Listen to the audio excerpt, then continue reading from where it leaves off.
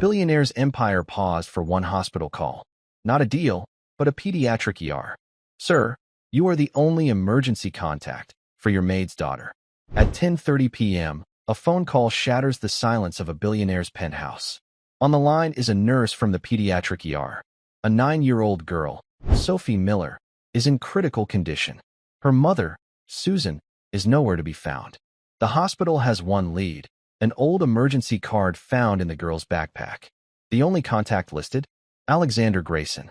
He's her mother's employer, a man who barely knows her name.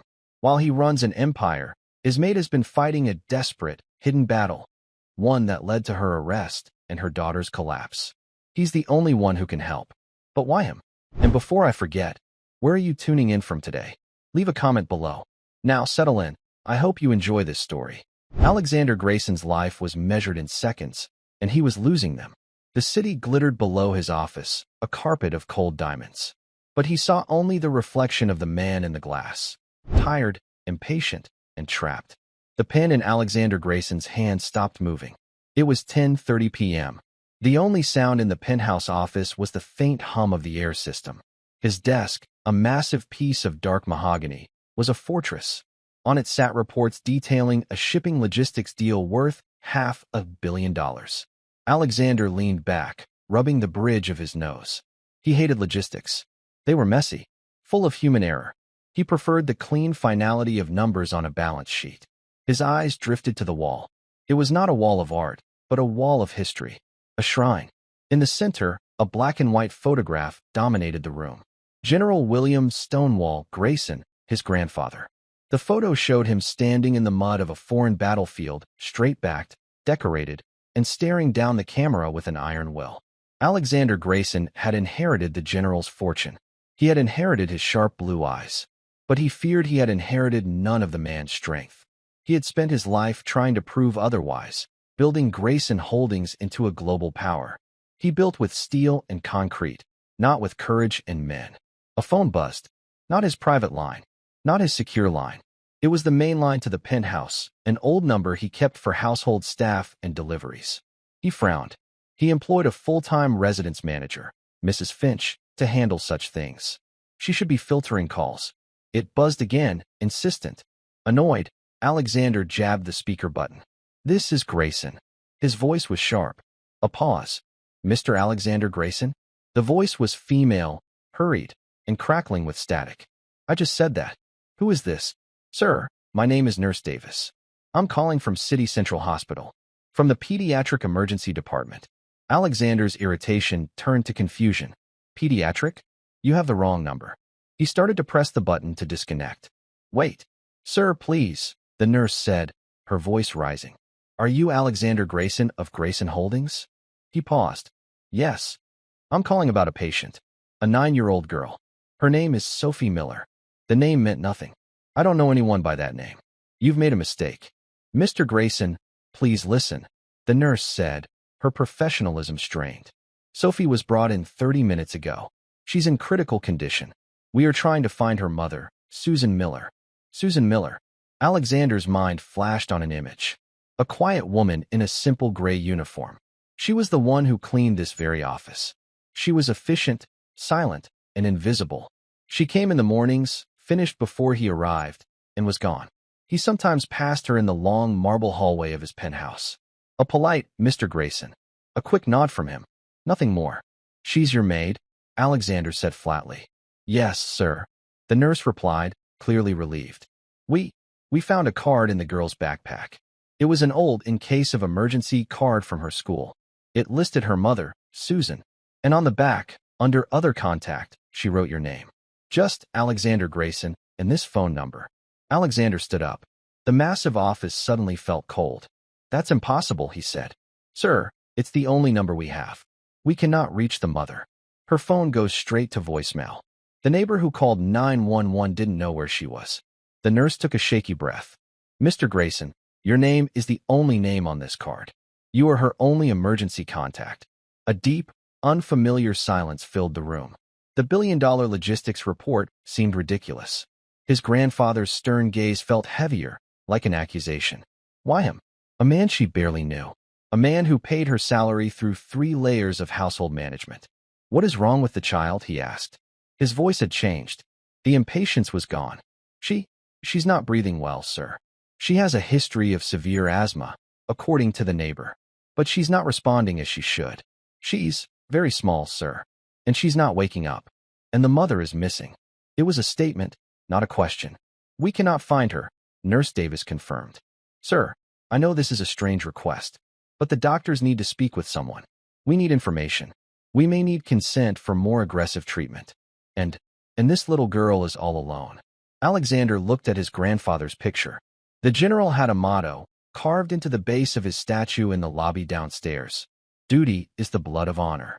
He had always thought it was a bit dramatic. I'm on my way, Alexander said, and cut the call. He bypassed his driver.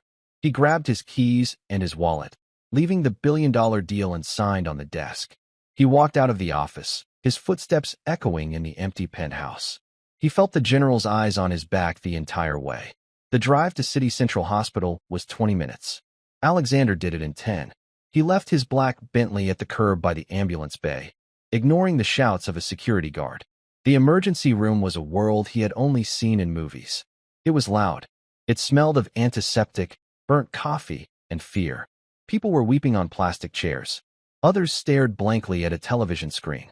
Alexander, in his $8,000 bespoke suit, was an alien. He was a creature from a different, cleaner planet. He walked to the main desk. A woman with tired eyes looked up from her computer. Can I help you? I'm here for Sophie Miller. I spoke with Nurse Davis. The woman's eyes widened just slightly. She recognized him. Or, at least, she recognized his suit and the air of absolute authority he carried. One moment, Mr. Grayson. A moment later, the nurse from the phone appeared. She was young, her face worn with fatigue. Mr. Grayson? I'm Nurse Davis. Thank you for coming. Where is she? Alexander asked. This way. She led him past a curtain into the pediatric wing. The noise faded, replaced by the rhythmic, lonely beeping of machines. She's in here, Nurse Davis said, stopping at a small room. Dr. Patel is with her now. Alexander looked through the glass. He had prepared himself for, he didn't know what. A problem to be solved. An annoyance. He was not prepared for the child. She was tiny, a small, frail thing lost in an adult-sized hospital bed. Her hair was blonde and matted with sweat. A clear oxygen mask fogged with each shallow, rattling breath. Wires snaked from under her small gown, connecting her to a tall, blinking monitor. A man in blue scrubs, Dr. Patel, was shining a small light into her eyes. He looked up as Alexander entered. You are Mr. Grayson? The doctor asked. He had a weary, intelligent face. Yes. What is happening? Dr. Patel sighed, clipping the light to his pocket. It's not good. She came in with what the neighbor assumed was an asthma attack. We treated her for it. But she's not responding. Her oxygen levels are dangerously low, and she's completely unresponsive. Unconscious. Yes. And it doesn't look like a simple asthma attack. Her fever is high. Her blood pressure is low. We're running tests, but... He paused. Are you a relative? No. I'm her mother's employer. The doctor and nurse exchanged a look. It was the same look of confusion Alexander felt. I see, Dr. Patel said carefully. Well, Mr. Grayson, the main issue is this. We are flying blind. We have no medical history. We don't know her allergies. We don't know what medications she takes. The mother, Susan, Alexander pressed. You haven't found her? We've called her phone a dozen times, Nurse Davis said, stepping forward. Voicemail. We sent a police cruiser to her listed address to notify her. And the nurse looked down at her chart. Sir, the officer reported back. The apartment is empty. The landlord said she was evicted 3 weeks ago. Alexander felt a cold knot tighten in his stomach. Evicted. The quiet woman who cleaned his marble floors was homeless.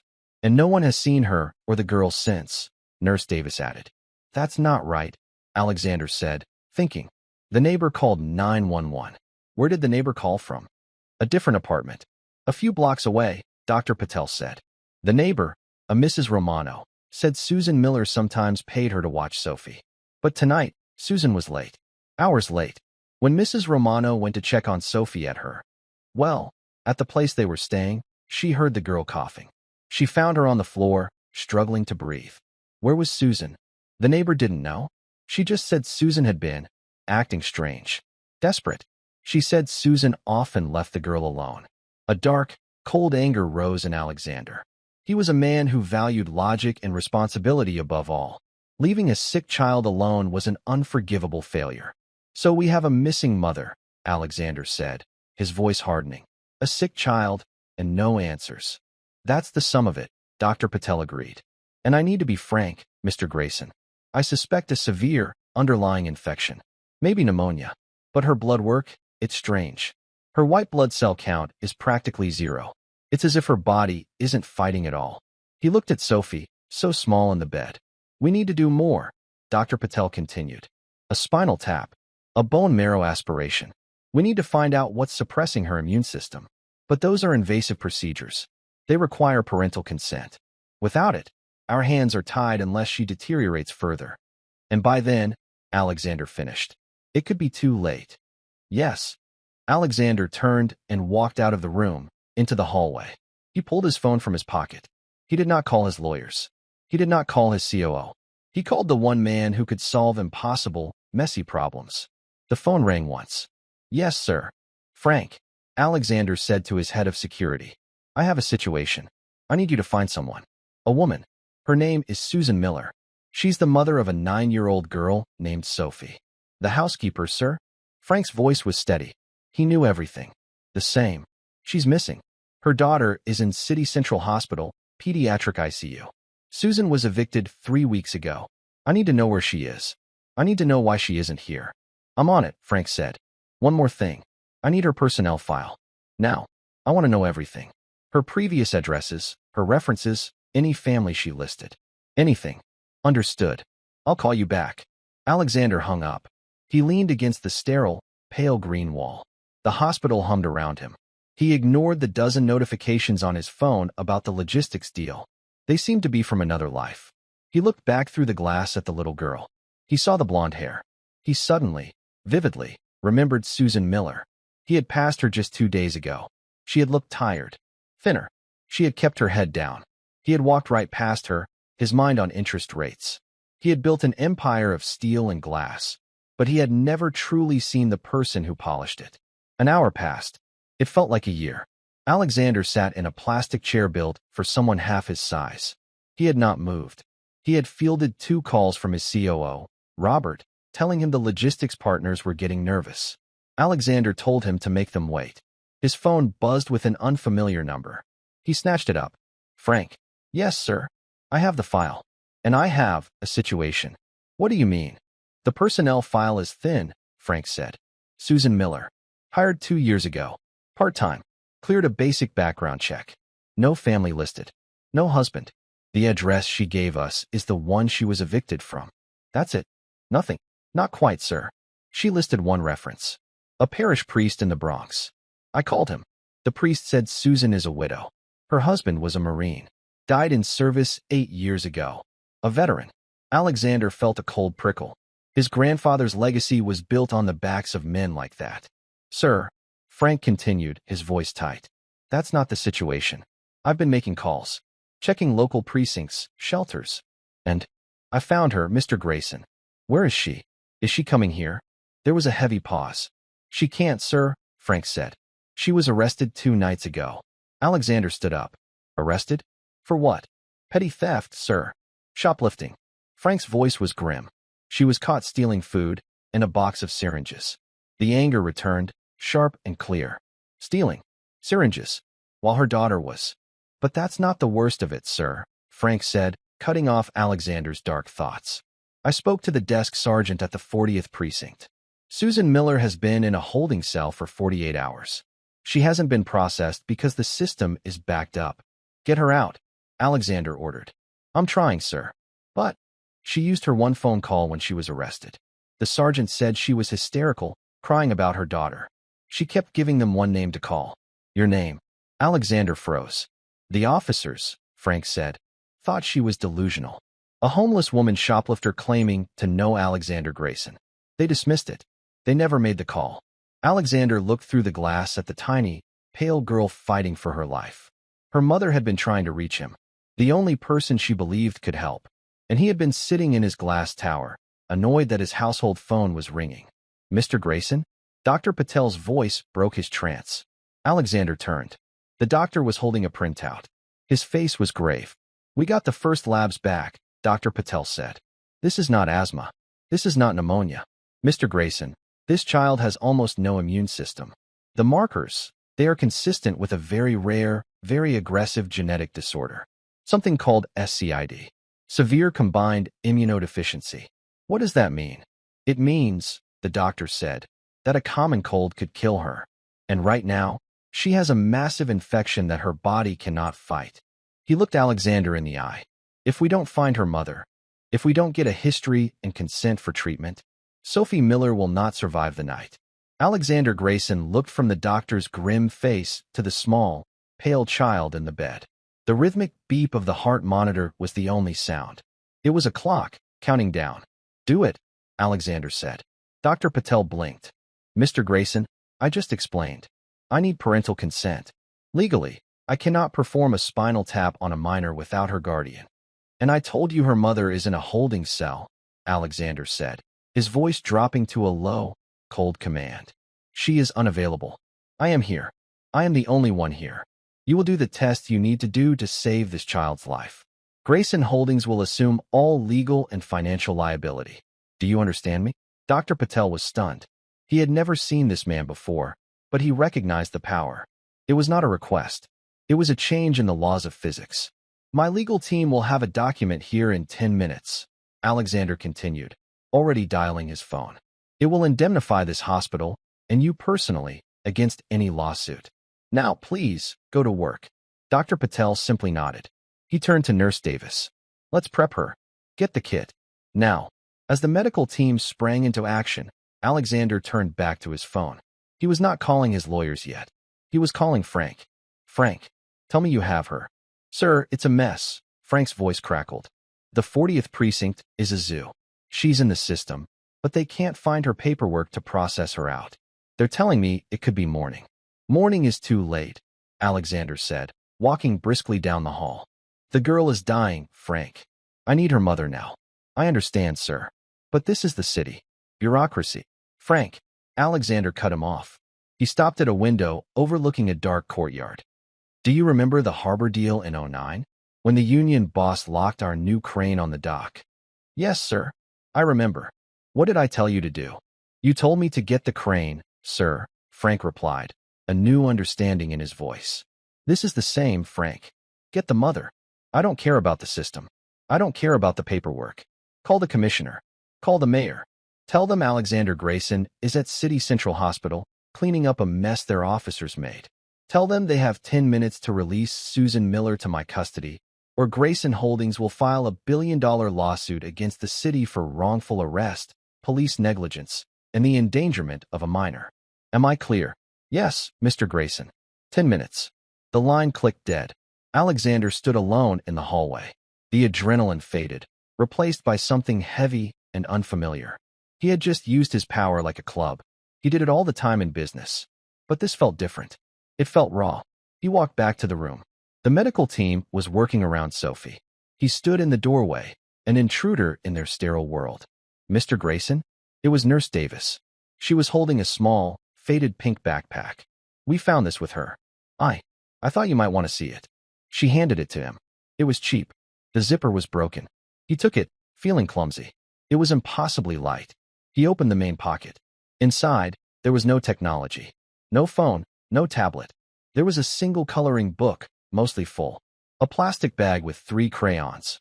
One red, one blue, one broken green. And a small, worn teddy bear. It was missing an eye. Alexander pulled the bear out. It was soft from years of being held.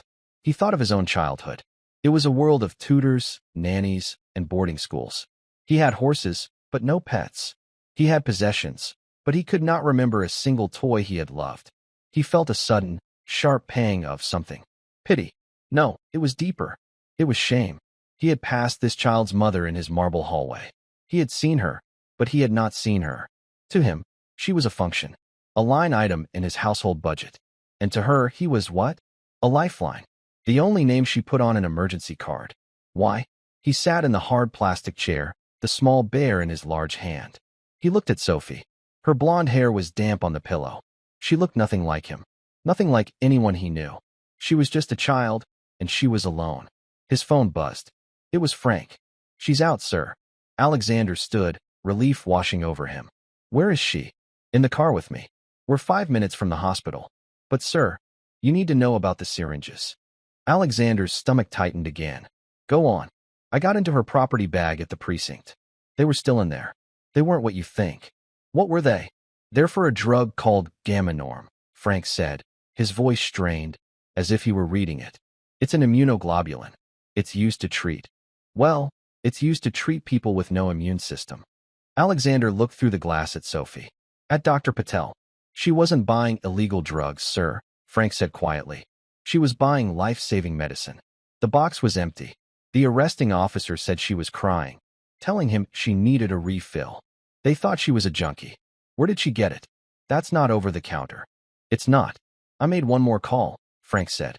"To that priest in the Bronx. He finally told me. Susan's husband, the Marine? He didn't just die. He died in a VA hospital from a sudden infection after a routine surgery. His immune system," Alexander whispered. "The priest says the doctors were baffled," Frank continued. "They suspected a genetic flaw. It seems his daughter inherited it. Susan has been fighting this alone, sir. She had insurance, but it ran out. Then she had state aid, but she missed an appointment because of work, and she got lost in the paperwork. She's been paying for this medicine out of pocket. Then, she couldn't afford it. So she's been buying it, wherever she could. Black market. Probably from Mexico." Alexander felt sick. Utterly sick. He had built an empire on cold, hard logic. But this was beyond logic. This was a nightmare. She was evicted because she spent her rent on the medicine, Alexander realized. "That's how it looks, sir," Frank said. "We're pulling up to the ER." "Bring her," Alexander ordered, and hung up. He turned as Dr. Patel exited the room, pulling off a mask. "We have the preliminary results from the spinal tap," the doctor said, his face pale. "It's not just an infection. It's meningitis. Bacterial. It's moving incredibly fast. The black market drugs she was giving her, they probably kept her alive, but they were a fraction of the proper dose. It was like trying to stop a flood with a paper cup." "What do you need?" "We need a donor," Dr. Patel said flatly. "Antibiotics will fight the infection, but they won't fix the underlying problem. The SCID. Her body is a house with no doors. Anything can get in. She will live her entire life in a bubble or what? A bone marrow transplant. It's the only cure. It would give her a new immune system. But the odds of finding a match are..." The doors to the emergency wing burst open. A woman stumbled through, flanked by Frank. It was Susan Miller, but not the quiet, composed woman from his hallway. This Susan was a wreck. Her cheap uniform was torn. Her face was bruised from where she had likely fallen. Her eyes were wide and frantic, scanning the hall. She saw Alexander. Her face crumpled. "Mr. Grayson," she whispered, a look of profound shame and terror. I didn't know who else to call. I'm so sorry." "Susan," Alexander said, his voice softer than he had ever heard it. "She's this way." He led her to the room. The moment she saw Sophie in the bed, a sound escaped her, a deep, animal wail of grief. She rushed to the bedside, collapsing against the rail. "My baby," she sobbed, brushing the damp blonde hair from Sophie's face. "Oh, Sophie, I'm so sorry. Mama's here. Mama's here." Nurse Davis gently touched her arm. "Ma'am." "Susan, I'm Nurse Davis. Dr. Patel needs you to sign these." Susan stared at the consent forms, her hand shaking so badly she couldn't take the pen. What is it?" "It's to save her life," Dr. Patel said, stepping forward. "Susan, I'm Dr. Patel. I know about the SCID. I know what you've been doing. You've kept her alive.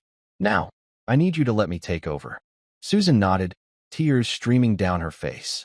She scribbled her name on the forms. "Good," Dr. Patel said. "Now, the transplant. We need to find a donor. We need to test you first. You're the most likely match." "Yes," Susan said, wiping her nose. "Yes, of course. Anything." A phlebotomist was already there, swabbing Susan's arm. Alexander watched the scene. The small girl, the weeping mother, the quiet, grim efficiency of the medical team. He was an outsider. He had paid for the lawyers. He had gotten the mother here. His part was done. He could go back to his tower. back to his logistics deal. But he looked at Sophie. He looked at her small hand, curled on the white sheet. He remembered his grandfather. Duty is the blood of honor. His grandfather had led men. He had been responsible for them, for their lives. Alexander looked at Susan, a widow of a Marine, a woman who worked for him, in his house. She was, in a way, one of his.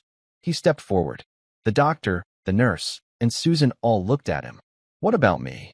Alexander Grayson asked. Dr. Patel looked confused. "Sir, you're testing her," Alexander said, nodding at Susan. "Test me, too. For the transplant." Dr. Patel stared. "Mr. Grayson, the odds of a non-relative being a match are 1 in a million. It's statistically impossible." "I've built a career on impossible odds, doctor," Alexander said. He was already rolling up the sleeve of his $8,000 suit. "Test me." Susan Miller watched, stunned, as the phlebotomist, a young man who looked like he was barely out of school, nervously tied a blue tourniquet around the billionaire's arm. Alexander Grayson's sleeve was rolled up, revealing a strong forearm. He did not wince as the needle slid in. He simply stared straight ahead, at the wall, as if he were closing a deal. The phlebotomist drew 4 vials of dark red blood. He labeled them with a practiced hand, his movements quick, eager to be finished. "Thank you, sir," the young man mumbled, applying a small cotton ball. Alexander just nodded, pulling his sleeve down. He adjusted his cufflink, a simple, heavy gold piece that was probably worth more than the phlebotomist's car. "Susan, we've got you," the phlebotomist said, turning to her. Susan sank into the chair, her body trembling with a new kind of shock. She presented her arm. She had given blood so many times for Sophie's tests that she barely felt the stick. Her mind was reeling. Why is he still here? She had expected him to be angry. She had expected him to call security. Or, at best, to send a lawyer, a fixer, to handle the problem. But he was here. He had gotten her out of jail. He had saved her daughter's life by forcing the doctors to act. And now, he had just given his own blood for a test that the doctor himself called impossible. The phlebotomist left with the samples. Alexander turned to Frank, who had been standing silently by the hallway entrance, a ghost in a dark suit. "Frank," Alexander said, his voice low. "Susan's arrest. The shoplifting." "Yes, sir. It's gone," Alexander said. "I want the charges dropped. I want the arrest record expunged. I want it to have never happened. Whatever it takes. Whoever you have to call." "Understood, sir," Frank replied. "In her apartment," Alexander continued, not looking at Susan, but speaking for her. "The eviction. Find the landlord. Pay whatever is owed. Pay 3 months in advance. Get her belongings out of storage. Get the power turned back on." Susan's head snapped up. "Mr. Grayson, no. I can't. I can't ask you to." Alexander finally looked at her. His blue eyes were not kind, not yet. They were assessing, sharp. "You didn't ask, Mrs. Miller. I'm telling you. This situation is a failure of logistics. I'm correcting it." He saw the fierce, bruised pride in her eyes. "Your daughter will need a clean, safe place to come home to," he said, his voice softening just a fraction. "Let's focus on that." Frank nodded once. "I'll handle it. I'll also post a man at her apartment, just to ensure it's secure until she returns." He melted back into the hallway. The silence that fell was heavy, broken only by the hum of the hospital. They were alone in the small, sterile waiting nook. Susan sat with her hands clenched in her lap. She was no longer the invisible woman who polished his floors. She was a mother, exposed and terrified. Alexander sat across from her. He did not check his phone. He did not call his office. He just sat, waiting. He was a man who hated waiting. He controlled every minute of his life. Here, he was powerless. He looked at her. "Mrs. Miller." "Susan." She looked up, her eyes red-rimmed. "You need to tell me," he said. "The emergency card. Why my name? Not the priest. Not your neighbor. Me." Susan looked down at her hands. She twisted the thin, cheap ring on her finger. Her wedding ring. She started, her voice a whisper. "I was so scared. Always. Every day." She took a shaky breath. When my husband, David, was in the VA hospital, he wasn't a complainer. He was a Marine. Strong. He never complained about anything. But he was dying. And the doctors, they were slow. They were busy. They treated him like a number." Her eyes drifted to the window, to the dark. "I would sit there, holding his hand, and he would watch the news on the little television. Sometimes they would show stories about you, about Grayson Holdings, or about your grandfather, the general. Alexander tensed. David admired your grandfather, Susan said, a faint, sad smile touching her lips. He had a book about him. He said the general was a man who got things done. A man who led from the front. A man who took responsibility for his men. He said, "That's a man who understands duty, Susan. They don't make them like that anymore." She looked back at Alexander. When Sophie got sick, when the SCID was diagnosed, I knew what I was facing. It was the same thing that took David. But now it was my little girl. And I was alone. The paperwork, the social workers, the bills. I was drowning, Mr. Grayson. I would come to work, she continued, her voice gaining a desperate strength. I'd walk into your home. It's like a palace. And I would see that picture on your office wall. The general. He's looking right at you. Every day. I always saw you, Mr. Grayson. You. In your suit. You always looked so in control. You were powerful. You were building things. You were a Grayson. And I thought, if anything ever happened, if Sophie was in trouble, you were the only person I knew powerful enough to fight the system. The system that let my husband die. The system that was letting my daughter slip away. She started to cry again, silent, awful tears of shame. It was stupid. It was a fantasy, a desperate prayer. I wrote your name on that little card, and I prayed I would never, ever have to find out what would happen. I am so sorry to bring this to you, to your life. Alexander said nothing for a long time. He had spent his whole life running from that portrait. He had tried to build an empire bigger than his grandfather's legacy. He thought duty and honor were old, dusty words. They were abstracts, good for carving into stone, but useless in a boardroom. He had been wrong. To this woman, his name meant something. It meant duty. It meant a lifeline, a responsibility he had never earned, and had no idea he even had. You have nothing to be sorry for, Susan, he said. His voice was thick. Before he could say more, Dr. Patel walked down the hall. His face was not good. Susan, he said, his voice gentle. I have the results of your test. Susan stood up, her entire body rigid with hope. And, am I a match? Can I save her? Dr. Patel looked down. He shook his head. Susan, I'm so sorry. You're a carrier for the gene, as was your husband.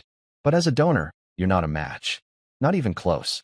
Your blood types are compatible, but the tissue markers, the HLA, it would be a severe rejection. The hope drained from Susan's face. It was a physical thing. She deflated, her shoulders slumping. She put a hand on the wall to steady herself. No, she whispered. No. You have to test again. It's wrong. We ran it twice, Dr. Patel said, his voice full of pity. It's not a match. We will, of course, put her on the national registry immediately. But with her rare HLA type, it could take months. Years. And in her current condition. She doesn't have years, Susan said, her voice cracking. She doesn't even have weeks. We will do everything we can, the doctor said. The antibiotics are fighting the meningitis. But her immune system is gone. We will have to keep her in a sterile bubble. But she's so weak. Another infection. He didn't need to finish. Alexander, who had been listening, stepped forward. What about mine? Dr. Patel looked at him, confused. Your what? My test, Alexander said. My blood. The 1 in a million shot. Dr. Patel sighed, running a hand through his hair. Mr. Grayson, I appreciate the gesture. I truly do. But the lab is backed up. We have other critical patients. Running a complex HLA typing on a non-relative, it's a waste of resources. The chances are infinitesimal. I don't care about the chances, Alexander said, his patience snapping. I'm paying for it. I'm paying for all of this. I want that test run. And I want it run now. Dr. Patel looked taken aback by the command. That's not how it works. I can't just. Yes, you can, Alexander said. He pulled out his phone.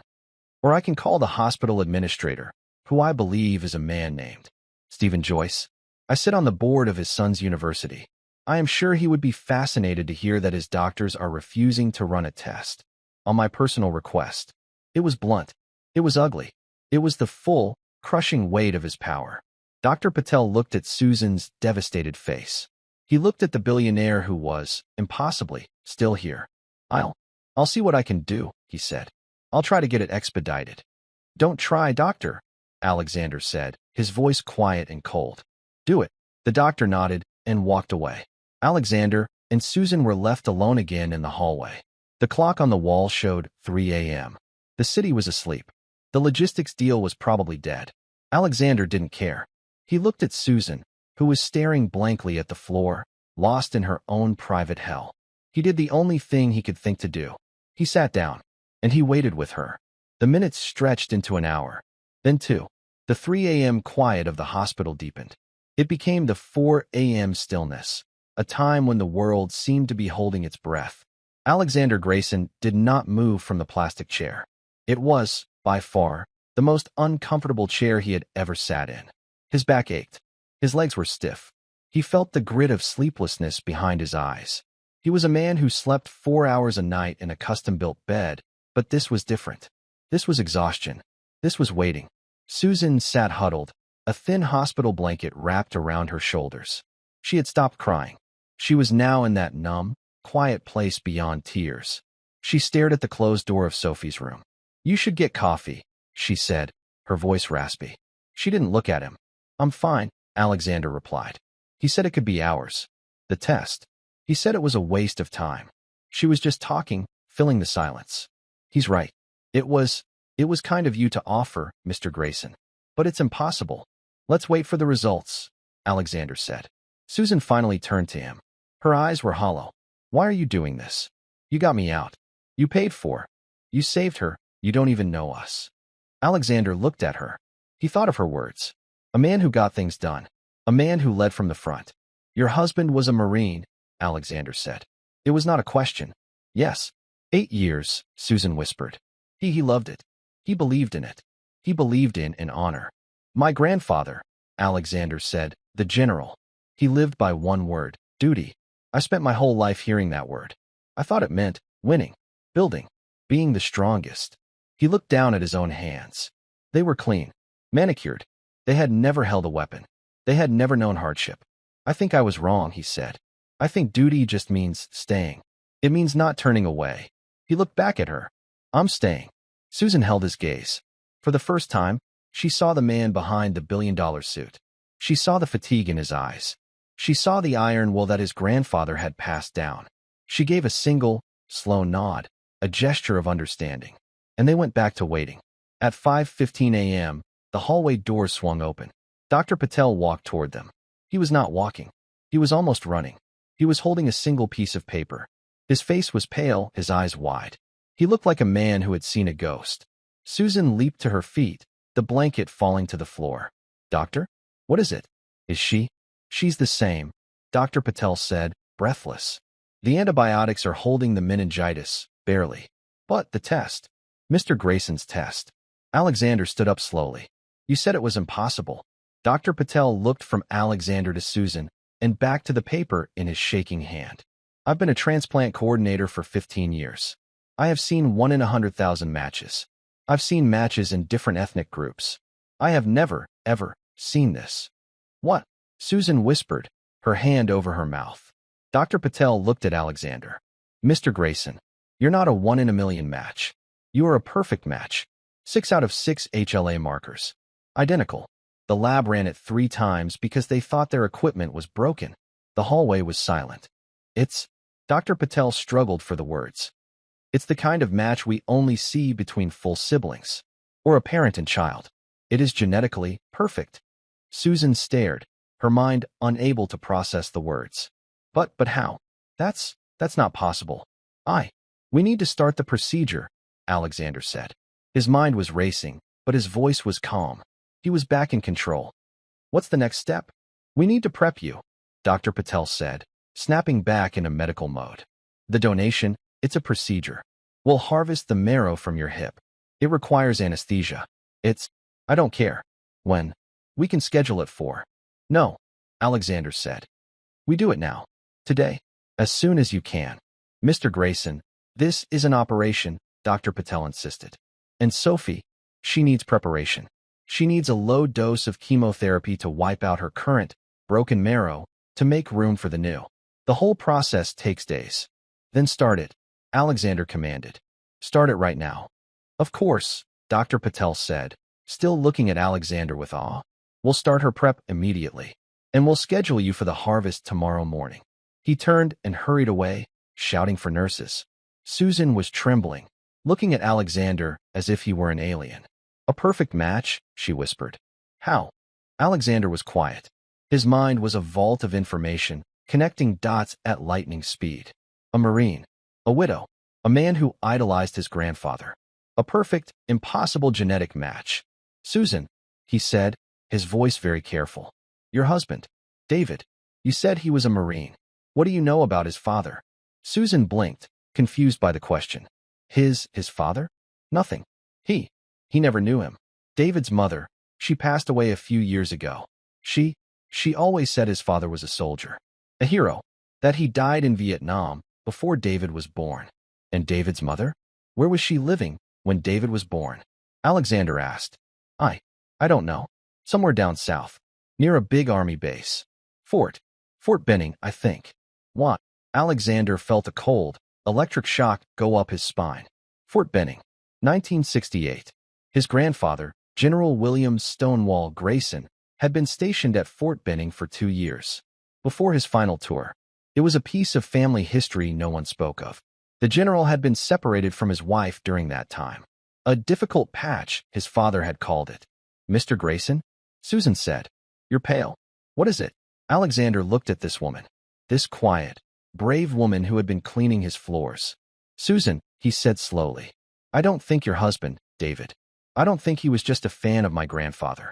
He paused, the weight of a 50-year-old secret settling in the sterile hallway. I think, Alexander said, that David was his son. My grandfather's son.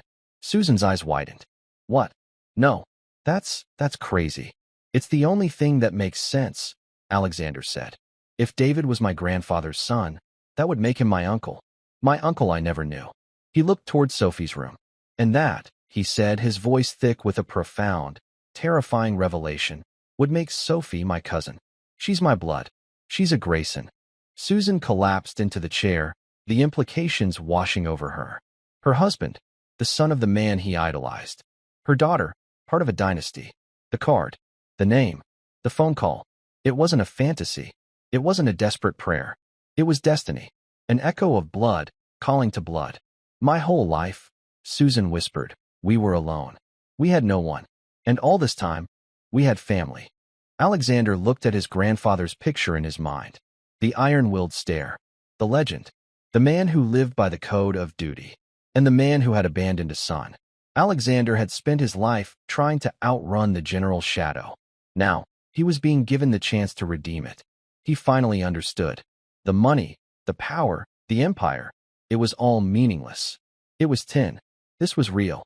You're not alone anymore, Susan, Alexander said. He put a hand, not on her, but on the chair beside her.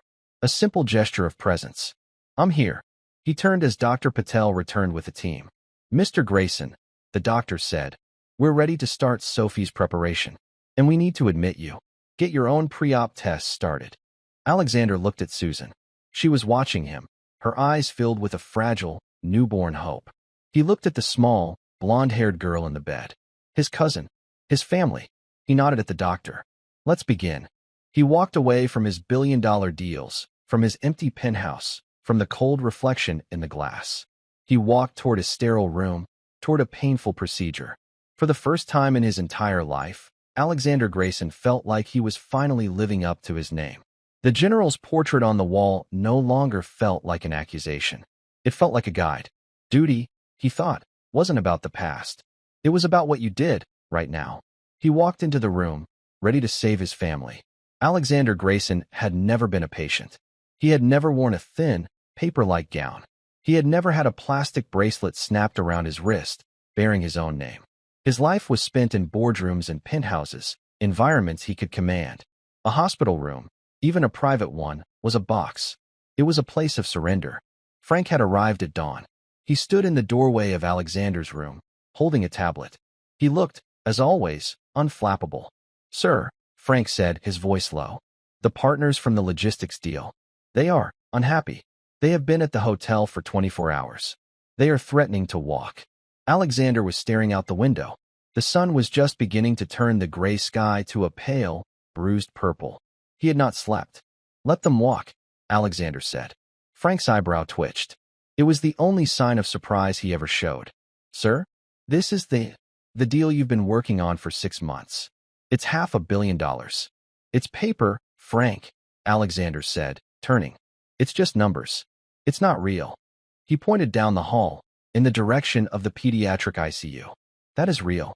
That little girl, fighting in that room. That is real. Frank looked at his boss. The man who lived by the stock ticker. The man who fired an executive last quarter for a 0.5% dip in projections. This was a new man. What are your orders, sir? Frank asked. Call Robert, Alexander said, referring to his COO. Tell him he is in full command of Grayson Holdings, indefinitely. Tell him to handle the logistics deal. If he can save it, good. If he can't, I don't care. Indefinitely, sir? Frank clarified. The word was heavy. I will be unavailable, Alexander said. I have a family matter to attend to. Frank finally allowed himself a small, thin smile. Yes, sir. I'll take care of it. And Frank, Alexander called as he was about to leave. The apartment. Susan's apartment. Done, sir. The back rent is paid. The lease is renewed for a year. Her things are being moved back in as we speak. I've had a deep cleaning crew go through.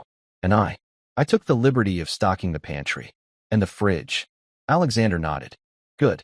And, Frank, sir, my grandfather, the general, I want you to find everything you can on a son he may have had. A man named David Miller. Mother's name unknown. Born near Fort Benning, late 1960s. A sensitive matter, sir. Extremely sensitive. For my eyes only, Alexander said. I want to know his story. I'll find him, Frank said. And he was gone. A few hours later, a nurse came to get him. It's time, Mr. Grayson. They wheeled him down the hall. He had refused any sedative, but they insisted on the gurney. He felt ridiculous, lying on his back, staring at the ceiling tiles flicking by, one after another. They passed the pediatric ICU. Susan was standing outside. She had washed her face. She was wearing a new set of scrubs the hospital had given her. She looked at Alexander on the gurney, her eyes wide with fear and a deep, shattering gratitude. Mr. Grayson, she whispered, stepping forward, as if to stop the gurney. Alexander put a hand up. It's Alexander, he said. It felt strange to say his own name. Go be with Sophie. I'll see you both after. She nodded, tears welling again. God bless you, Alexander. He was wheeled into the operating room. It was cold, bright, full of steel. A woman in a blue mask, the anesthesiologist, leaned over him. Okay, Mr. Grayson. Alexander, this will feel cold going in. I want you to count back from 10. He felt the prick in his arm. He looked at the massive, round light above him. It looked like a cold, bright eye. 10, he said. 9. He thought of his grandfather. He thought of duty. 8. He thought of a little girl with blonde hair. His family. He was asleep before he got to 7. He woke up in a haze. There was a deep, profound ache in his lower back. It was not pain. It was an absence. A hollowed-out feeling. A nurse was checking his vitals. It's done, Mr. Grayson, she said, her voice soft. The procedure was a success. The harvest was perfect. They're starting the transfusion for Sophie right now. He drifted back to sleep.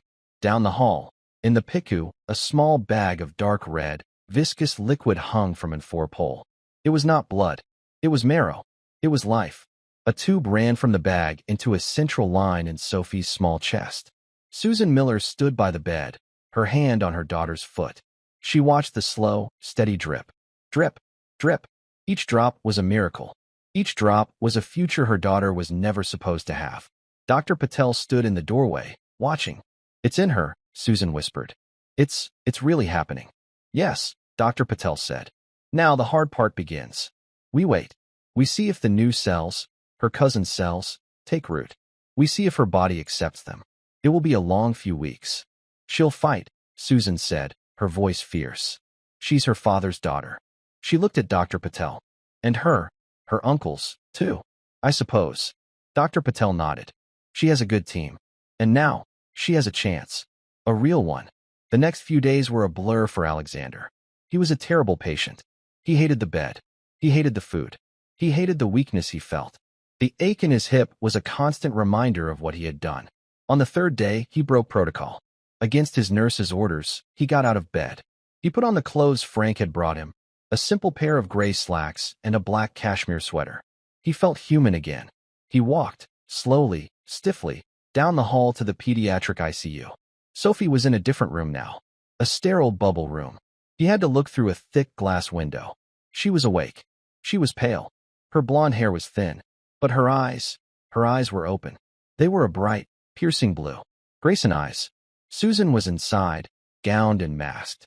She was reading from the tattered coloring book. Sophie saw him. She looked at the strange man in the window. Alexander stood there, just watching. He felt a connection so profound, so elemental, that it rooted him to the spot. Susan looked up. She saw him. Her eyes smiled above her mask. She put a hand to her heart, then pointed at him. A gesture of thanks. Alexander simply nodded. He stayed at that window for an hour. He said nothing. He just watched his family. The recovery was slow. Sophie had good days. She had terrible days. Her body, empty and defenseless, had to learn to build an army from scratch. Alexander's cells, her new marrow, began the slow, microscopic work of colonization, of building a new immune system. Alexander moved out of the hospital and into a hotel across the street. He did not go back to his penthouse. He did not go back to his office. His days took on a new rhythm. He would wake, have coffee, and read the reports Frank brought him. Not market reports. The first report was about David Miller. Frank had been thorough.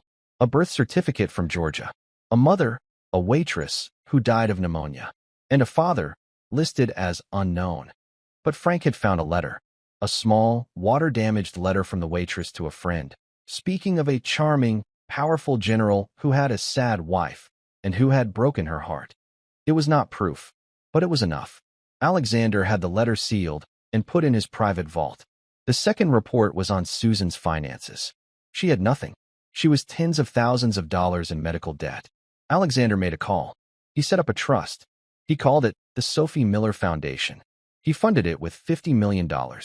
Its purpose was simple: to pay for her medical care, her education, and her future, and to provide a stipend for her mother so she would never have to work again. After his reports, he would walk to the hospital. He would sit with Susan in the waiting room. They didn't talk much. At first, he would bring her coffee. She would tell him about Sophie's white blood cell count. He would listen. He learned the names of the nurses. He learned the difference between a good sign and a bad one. One day, he found Susan weeping quietly in the cafeteria. "It's bad," she said, before he could ask. "Her fever is back. They think it might be a rejection. The doctors, they look worried." Alexander sat down. He said nothing. He just sat with her. He shared her silence.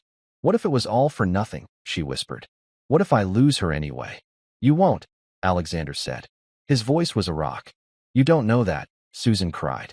"I know her," Alexander said, surprising himself. "I've seen her. She has Grayson eyes. We are stubborn. We don't quit. And you are her mother. You didn't quit when you were homeless. You didn't quit when you were arrested. She has your strength. She will fight. And we will be here." Susan looked at him. She didn't say thank you. She didn't need to anymore. She just nodded, took a deep breath, and stood up. "You're right. Let's go back." The fever broke. It was not rejection. It was the new immune system, graft versus host, a sign that it was working. It was fighting. A month after the transplant, Dr. Patel found Alexander in his usual spot, the chair outside the ICU. "Alexander," the doctor said. He was smiling. A real, wide smile. "Doctor, her labs today, they're beautiful. Her new T cells are active. Her white count is climbing. She's building an immune system." "Your immune system?" He clapped Alexander on the shoulder. "It worked. She's going to make it. She's going to be okay." Alexander felt his knees go weak. He leaned against the wall. He had closed billion-dollar deals without flinching. But this news, it undid him. He just closed his eyes, a single, sharp breath escaping him. "She can have visitors soon," Dr. Patel said. "Real visitors." 2 weeks later, Sophie Miller was in a regular room. She was sitting up in bed. Her blonde hair was mostly gone, a soft fuzz remaining. But she was laughing. Susan was showing her a new toy, a building set Alexander had sent. There was a knock on the door. "Come in," Susan called. Alexander Grayson walked in. He was not wearing a suit. He was wearing jeans and a simple blue shirt. He felt awkward. He was holding a teddy bear. A new one. Soft, brown, with two perfect, shiny black eyes. Sophie looked at him. She was shy. Sophie, Susan said, her voice bright. This is the man I told you about. This is Alexander. He's our family. Sophie looked at the bear, then at Alexander. Is he a doctor? She whispered to her mom. No, sweetie, Susan said. He's a hero. He gave you a present. It made you all better. Alexander stepped forward, feeling clumsy. He held out the bear. Hello, Sophie, he said. His voice was rough. I heard you. I heard you had an old bear that was missing an eye. Sophie looked at her old, one-eyed bear on the pillow. Then she looked at the new one. She slowly reached out and took the new bear. She hugged it to her chest. Then, she did something that changed Alexander's world. She held out her other, thin arm. Hug, she whispered. Alexander froze. Susan nodded, her eyes shining. He moved forward, leaning over the bed rail. He wrapped his arms around the small, frail girl. He felt her tiny arms go around his neck. She was warm. She was real. He held her for a long time. He felt a 50-year-old family wound begin to close. He was no longer just the man in the tower. He was no longer just the general's grandson. He was Alexander. He was family. He pulled back, and Sophie was smiling. Your eyes are like mine, she said simply. Alexander Grayson felt a smile, a real one, touch his own face. Yes, he said. Yes, they are. He looked at Susan, over Sophie's head. He saw his past, his present, and his future, all in one small, sterile hospital room. The billion-dollar deal had fallen through. He had not even noticed. He had never felt so rich. And with that hug in a quiet hospital room, that's where we'll end the story for now. Whenever I share one of these, I hope it's a reminder that our biggest transformations often come not from the empires we build, but from the unexpected calls we answer. I'd love to know what you were doing while listening. Maybe winding down with a cup of tea, or just settling in for a calm evening. Drop a line in the comments. I really do read them all. If you want to make sure we cross paths again, hitting like and subscribing makes a huge difference. We are always trying to improve, so feel free to drop your feedback below. Thanks for spending this time with me.